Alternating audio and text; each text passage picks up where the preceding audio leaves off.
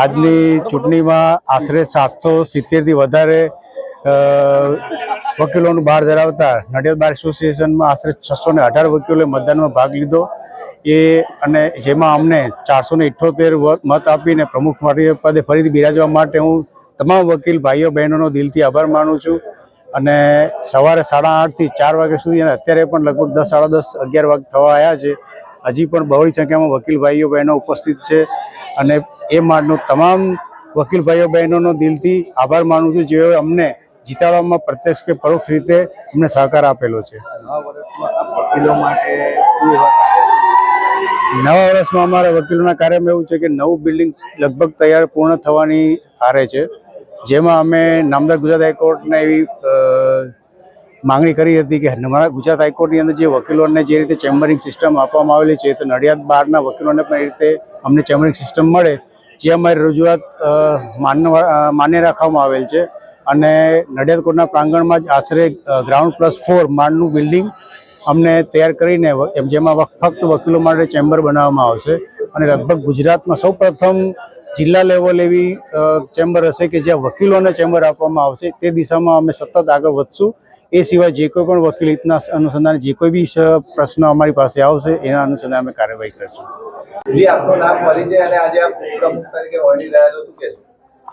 હું વિલાસા રમીન નડિયાદ બાર એસોસિએશનનો ખૂબ ખૂબ આભાર માનું છું કે મને પ્રમુખ તરીકે મારી નિમણૂક કરી, તેમજ મારા સિનિયર તેમજ જુનિયર બાર એસોસિએશનના તમામ મિત્રોને હું ખૂબ ખૂબ આભારી છું. તેમજ બને એટલી હું મારા નડિયાદ બાર એસોસિએશનની તરક્કી માટે ખૂબ જ પ્રયત્ન કરીશ. તેમજ નડિયાદ બાર એસોસિએશનના તમામ વકીલ મિત્રોને જે કંઈ પણ તકલીફો હોય એ હું દૂર કરીશ.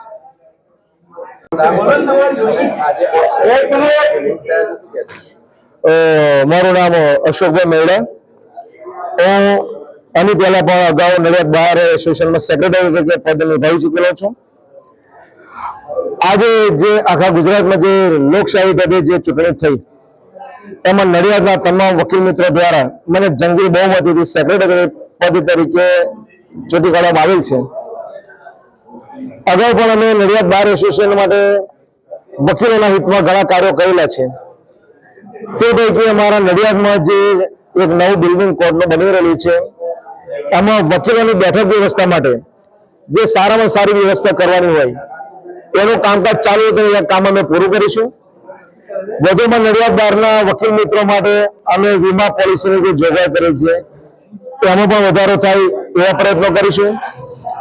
સાથે સાથે નામદાર હાઈકોર્ટ દ્વારા નડિયાદની અંદર વકીલો માટે ચેમ્બર બનાવવાની જે વ્યવસ્થા કરવાનું જણાવેલું છે એ પ્રમાણે નડિયાદની અંદર વકીલોને બેસવા માટે ચેમ્બર બનાવવાની પણ અમે એના માટે પ્રયત્ન કરીશું.